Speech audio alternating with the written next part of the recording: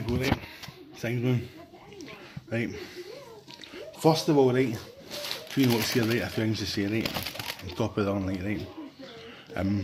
First of all, I do live by the sword, right, but the pen is mightier than the sword, right, as we know, right, okay, right.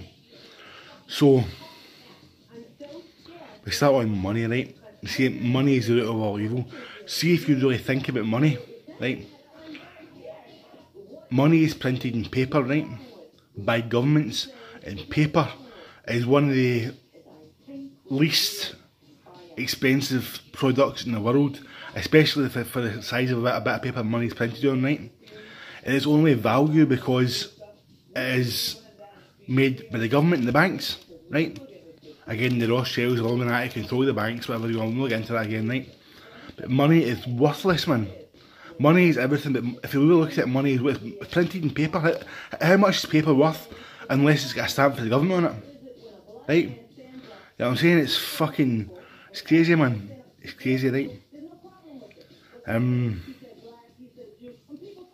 People use money over the world, and banks give out credit, right? Or loans that banks haven't even got.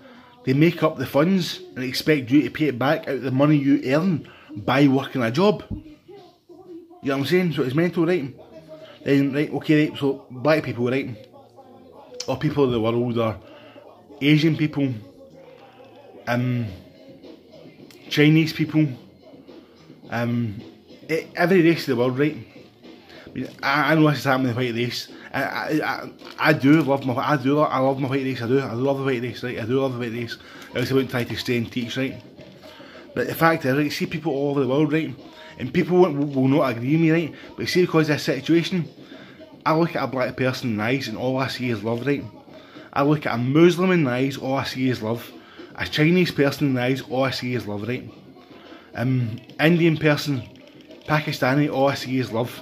I mean, I've not met many races, but they're the races I've met, and all I see is love in their eyes for me, right.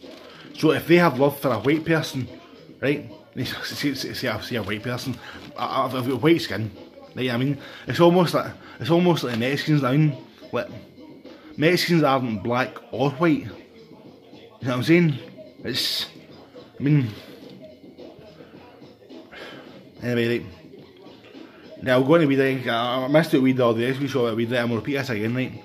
Cannabis was legal years ago, right, weed was legal years ago, and the reason they stopped the manufacture of it, so the reason they made it illegal was because the paper mills would have lost money out of the tree felling and making paper.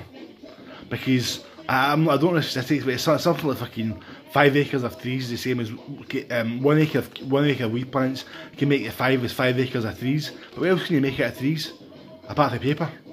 I mean, all you can make out of trees is paper. See with weed, I mean, you've got CBD, you know what I mean, you've got the oils, they can make clothes, they can make fucking plastics, biodegradable plastics, by the way. See, normal plastic, that'll fucking last for fucking probably hundreds, thousands of years, but plastic made from weed plants is biodegradable, so it would eventually go back into the atmosphere as natural, you know what I'm saying? And basically they stopped fucking making weed legal because of the paper mills, because of the money they would lose out of fucking that, right, basically, right, okay, right, so, I got into the vision I had, right, I told you, said Brit in my head, along with my heart, when I was meditating one night, fucking maybe about 10, 12 years ago, and I got a vision in my head, right, now the first 4 pictures, I've made this clear because I thought about it, right, the first 4 pictures that flashed up, it was pictures in my mind's eye, right, it wasn't, like, my eyes were closed, I was not sleeping, my eyes were closed, I was meditating, right, the first vision was of plague, right, well actually, I don't know in which order these 4 visions were, right, one was a vision of plague, one was of war, one was of pestilence, and one was of famine, right, they were the 4 visions I had. Then the vision after that, I've told you before, it was a vision of a being, right, in an all black suit, with red gloves, red boots, a red belt, a red sash across its chest, and a sort of red, wee, small miniature backpack, maybe about 5 or 6 inches large and 3 or 4 inches across on its back, which is maybe the power the power for the suit or the power for the fucking goggles or whatever, right? It had like a round cylinder mask in its face, it was also red, plus goggles, and I've repeated, I've said it before, the goggles' eyes were like, it looked like red sort of fucking raw material in the eyes, but the eyes were hollow, it penetrated deep into the skull, whereas you couldn't see, when you looked into the eyes of the being, you couldn't see the end of the hollowness, the tunnel in the eyes. And I've said before, to describe it, it looked into the pits of hell, right? But then you go to it, and after that, I opened my eyes, because I thought, what the fuck was that? There was no way I was seeing what else was further in the vision, because I was just like, no, I can't fucking look at this. I mean, but it says in the Bible that you cannot look on God's eyes, and no one has looked on God's eyes and lived. I mean, and God his eyes are fire and all that, you know. I mean, I could take it to extremes with the power pack means you fucking fire something out of the fucking eyes. I really don't fucking know. I don't know what these beings are.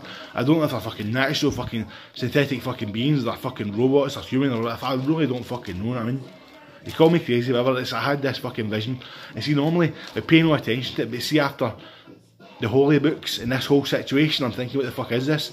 They try to show me this to desensitise me to the fact that I might see this being, and if I do, don't be shocked, so you've seen it before. You know what I mean? I really don't know what I mean. But anyway, plus it being held a small white rod in one of its hands as well, right? Anyway, enough of that, right? We've got a breeding by-product of the human race. If you look at this human race, right? This human race, if you look at the Bible, Adam was made a rib from Adam, right? To create Eve, and Eve's got a reproduction, right? But you've got to remember that man was made first on this planet, apparently according to the holy books, right? It was made in the being of the being of above, right? In the same form, arms, legs, arm, leg, arm, head, I mean, right? Islam, I self, Lord and Master, whatever, right? You know what I'm saying? But, Adam was put here first, and Eve was only added secondary, as a companion, right? Wisdom too, wisdom of the woman is secondary, you know what I mean? But most necessary, I know that, right? But see, like, if I was sort of off tangent there, right? See, like, when God created man, right? Because he was created first, breeding is a byproduct of the human race. You look at this planet is overpopulated. If you look at stuff on the internet, you know, research and that, they'll say they want to depopulate the planet by 3 billion. And apparently, they're fucking targeting the Illuminati and that, or whatever.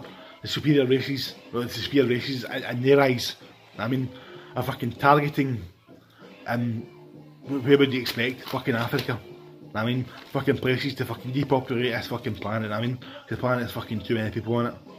But breeding is a byproduct of this fucking planet. I know it comes natural to everybody, but it is a byproduct of this planet, and it's not what, but maybe it is what human beings were put on earth to do, to depopulate the planet. But if you look at it, it's even shit I don't fucking, honestly I can't even fucking look at it and understand, right?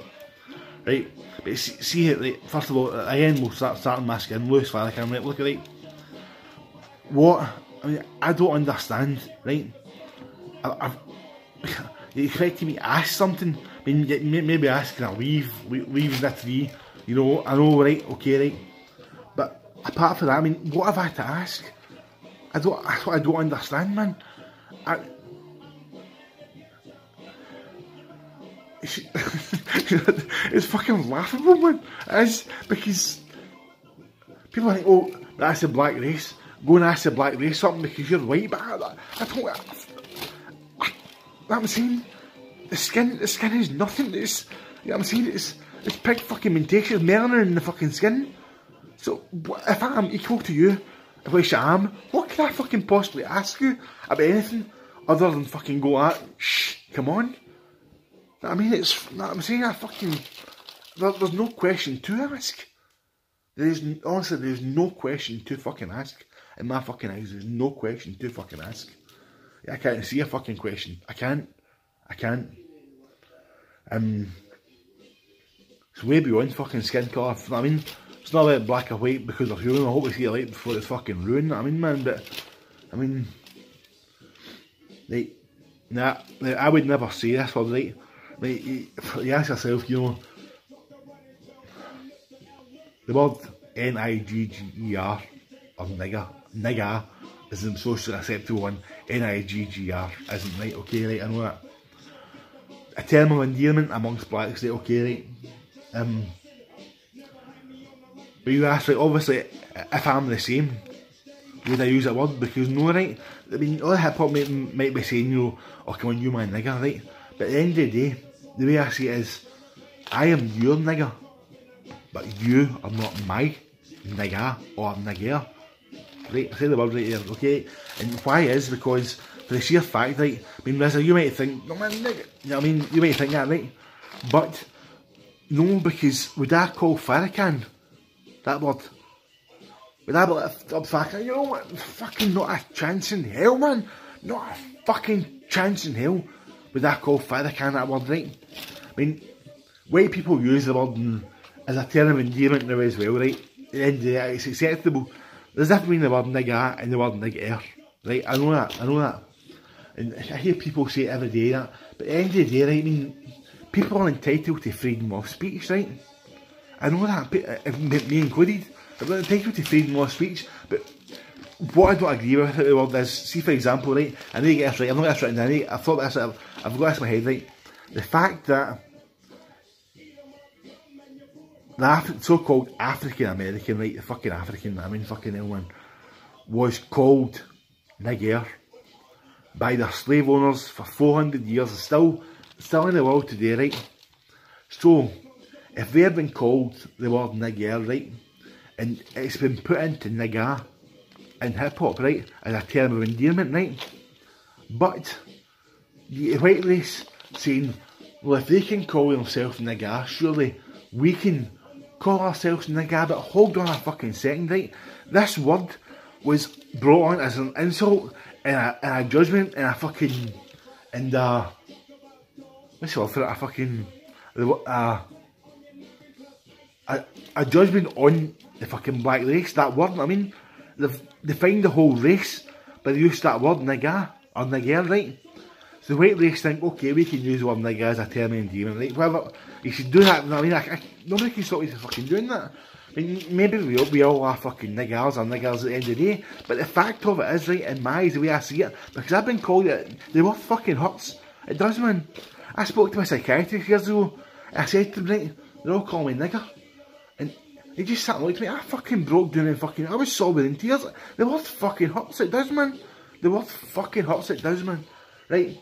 But what I was saying is, right, black people have been called that word for 400 years, whatever, right? By the fucking white man, right, whatever. Or any other race, right? And see a race being called that word and then using that word themselves, fair enough. But see when the white race want to again use it as an term of endearment, you should be like, what the fuck are you talking about? That I'm saying? A fucking term of endearment? Endearment? You know what endearment fucking means? It was never a fucking term of endearment. It was a fucking word that was fucking brought on to define a whole fucking race of fucking people. It's fucking not on, man, believe me. I mean, you can't stop white people from fucking using the fucking word. I know that, but, you know what I'm saying? You know what I'm fucking saying, Lewis, fuck's sake, man. What am I saying? Right. What? When I brought up, this is Ezekiel, you know, I can't remember the whole fucking quote, you know. It's the one that he who walks the valley of death should fear no man, because the Lord is with me. And whoever, you know, but anyway, right, they brought up the lost children, right, who will be the finder of lost children. Now see when this first happened 20 years ago, it came on the news over in Australia, that the lost children were found in Australia. There is no children in Australia, Aboriginal race, right? But you look at the finder of lost children, right, I mean the lost children was obviously the white race children all over the world, right? So it says you will not be allowed into heaven unless you become like children, right? But I have become like, I've been around children. I mean, you become like children, right? Through cartoons and that, you learn, you become like children. But what, and this isn't a cop-out, this is not a cop-out, but when you become like children or toddlers, they understand through cartoons without the awareness, right? But they cannot act on the situation. You understand what I'm saying? That's like my fucking mentality, mate. I mean, it's all, and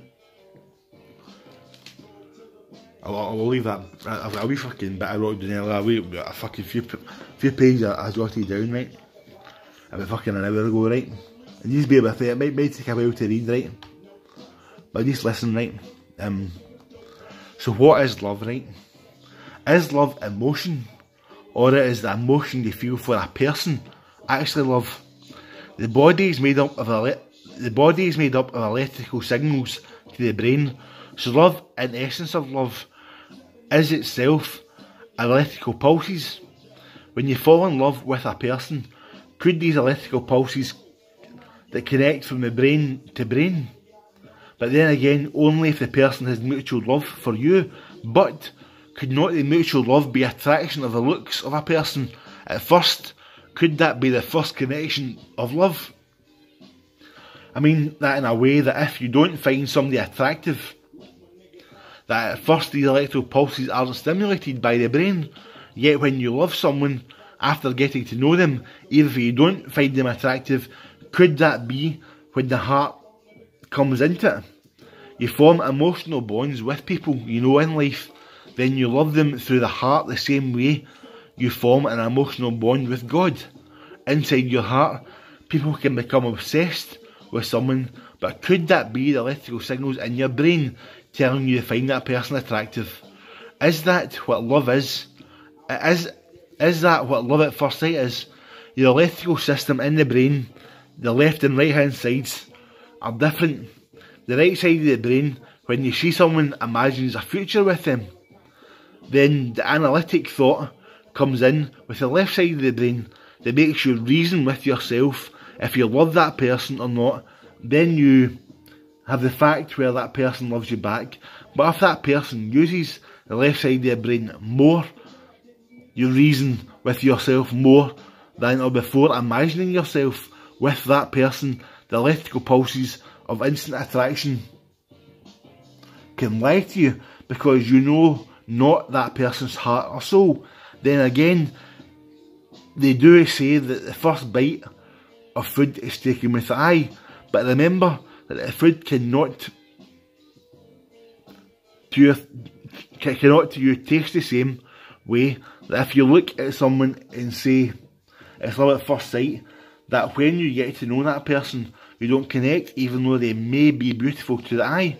That doesn't mean that love at first sight doesn't exist, but it is rare, because not very often I find that you find someone as beautiful inside as they are outside. The fact is that the looks of a person don't matter. It is possible to make an instant connection with someone through electrical pulses connecting in the brain. So what is unconditional love? Right, unconditional love must come from the heart. That is why it is so hard to find unconditional love in people, because they are using the pulses from the brain to find an attraction. Yet, I believe to feel unconditional love, they must find love of God and understand God's love. Remember, this is speaking as a study from a childless person. When the child is part of you, that connection is always there, because that child came from the body, right? The body of self. So can love be unconditional? If not, of family? Depending on people's actions in life, then yes, love can be unconditional, but it all depends on the thought process and deeds and actions of both persons. In a short period of time, you think they don't...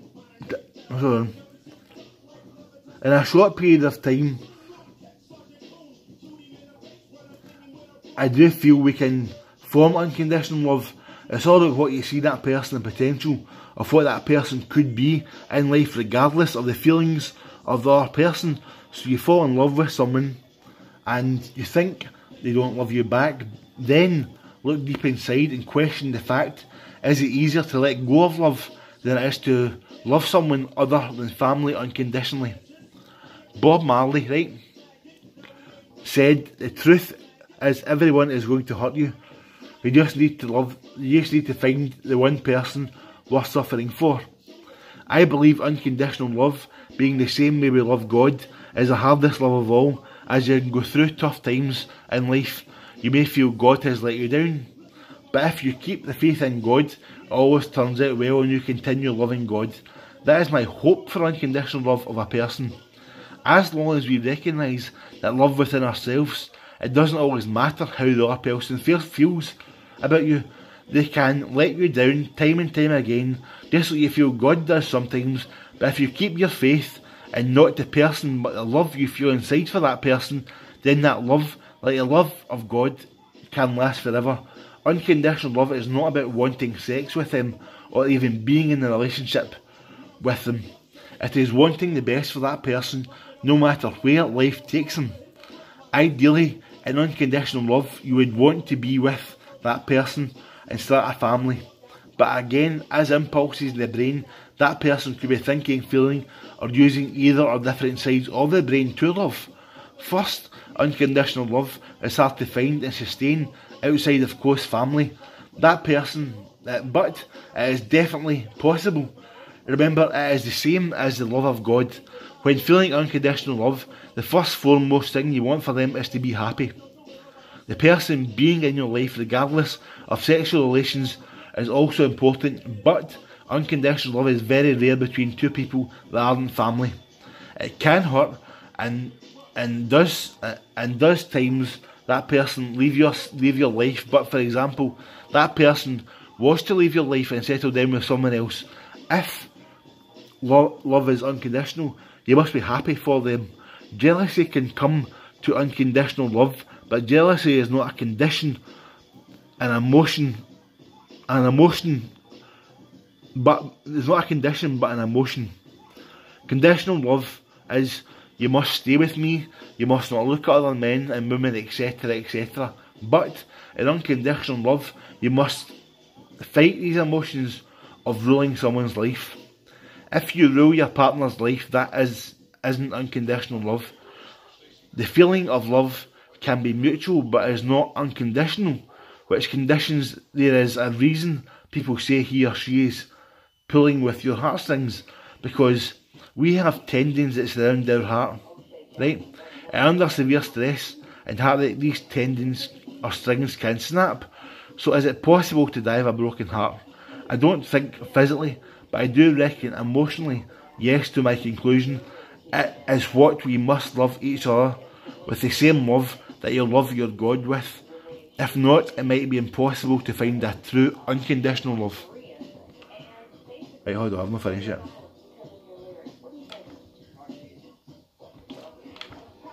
And what is this fucking study? Without fucking a study of love, right? But can you feel any love other than unconditional love after accepting your own mortality, right? That is the question really to me, right?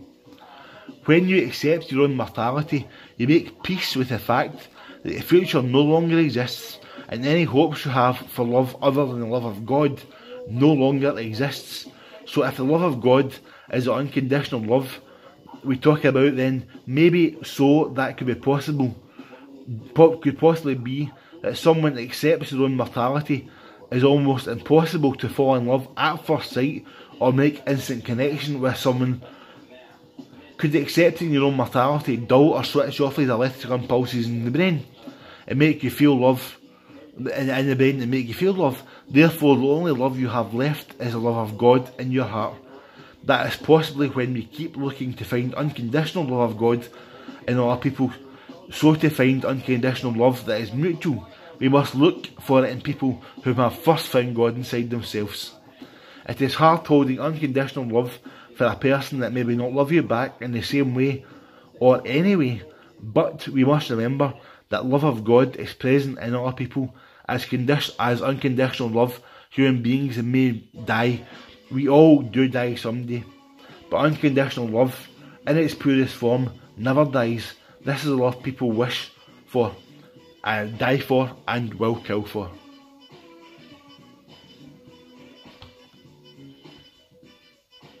We went more here, I'm trying to, we were no for her. But can you feel any love other than unconditional love after it? I fucking just read that bit.